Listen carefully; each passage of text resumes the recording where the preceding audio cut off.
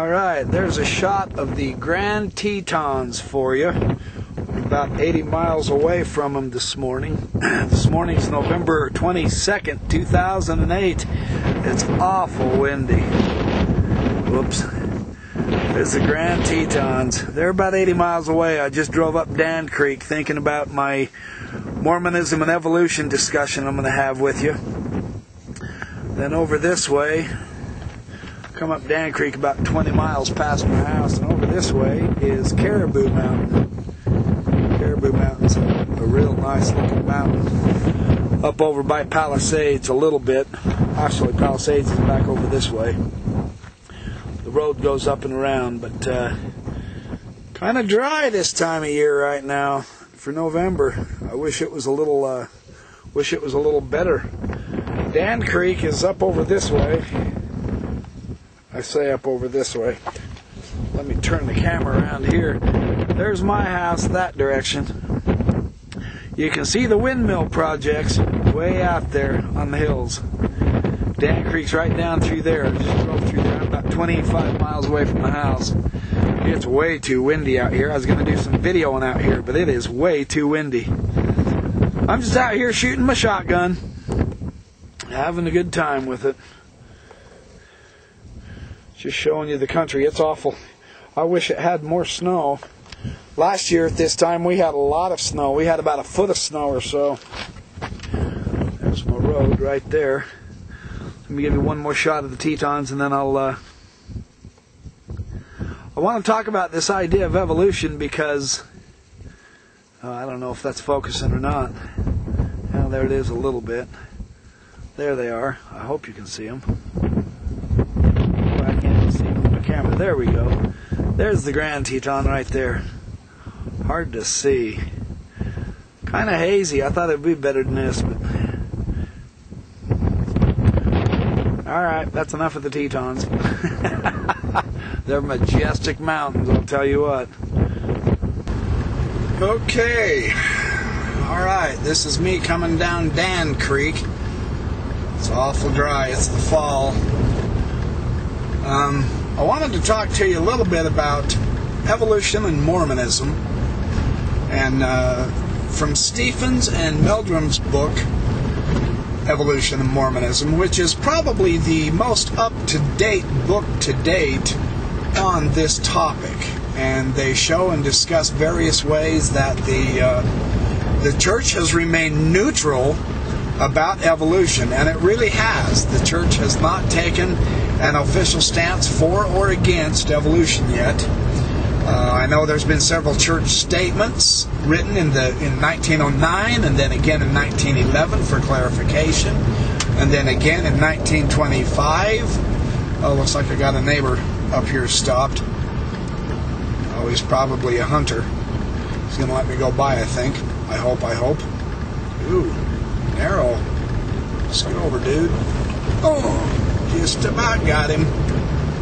Anyway, I know there's been several statements by the general authorities on evolution. And I know in the 1970s, 1960s, and 70s and 80s, Joseph Fielding Smith and Bruce R. McConkie discussed evolution, and McConkie called it godless evolution, and I just don't think that's the appropriate measure. I think what he was doing was going on what the scientists of his day were talking about evolution, were saying about evolution, and I don't agree with it. Scientists today now, there are many Christian scientists and Mormon scientists who study evolution every day in the study of diseases, viruses, bacteria, so on and so forth. That evolution is one of the strongest confirmed sciences on our planet, and that is truly serious. It is not a negative thing, because as Ken Miller has shown, evolution can very well be understood from a believer's perspective. Evolution can be understood to be a tool that God uses to continuously create. See, the difference is, and in our book of Moses, this is the way it is. God did not just once long ago create by divine fiat and then finish and done, and nothing else is happening. No, that's not how evolution works. Evolution is a continuous creation, a continuous new adaptations to new environments. Just like the Quakies and pine trees and the sagebrush here in this land.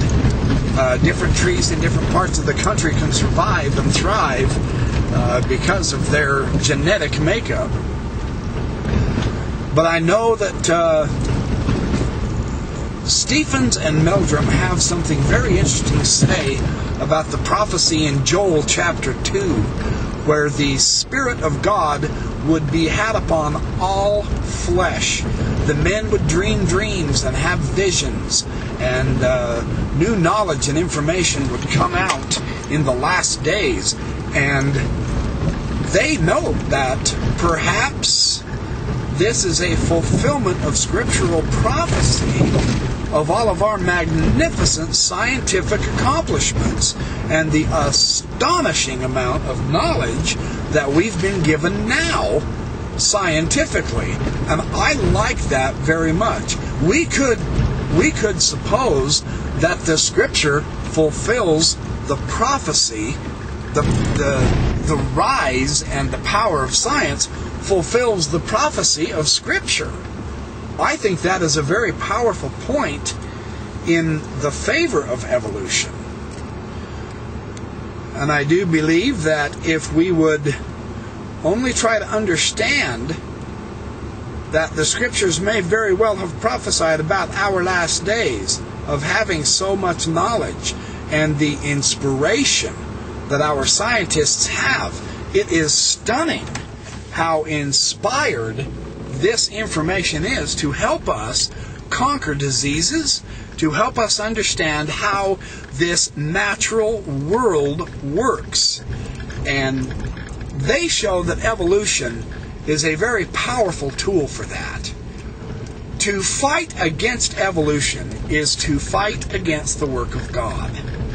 They have addressed the supposed contradictions between evolution and the scriptures concerning Adam in both the Bible and the Book of Mormon.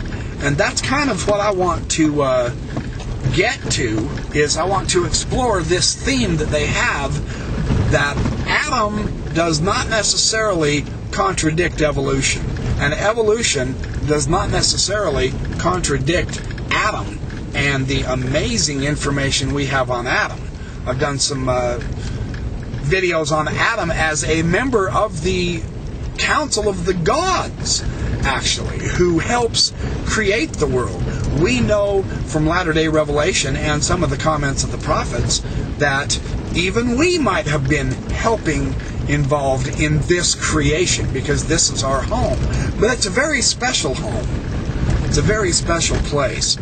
And I want to share some of that phenomenal information with you on this supposed contradictions between the LDS scriptures and evolution. I don't think they contradict.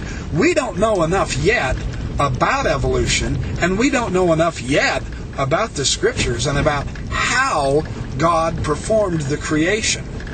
This is the interesting thing. We have to keep in mind that some of the traditional interpretations of Scripture are going beyond what the Scripture actually teaches.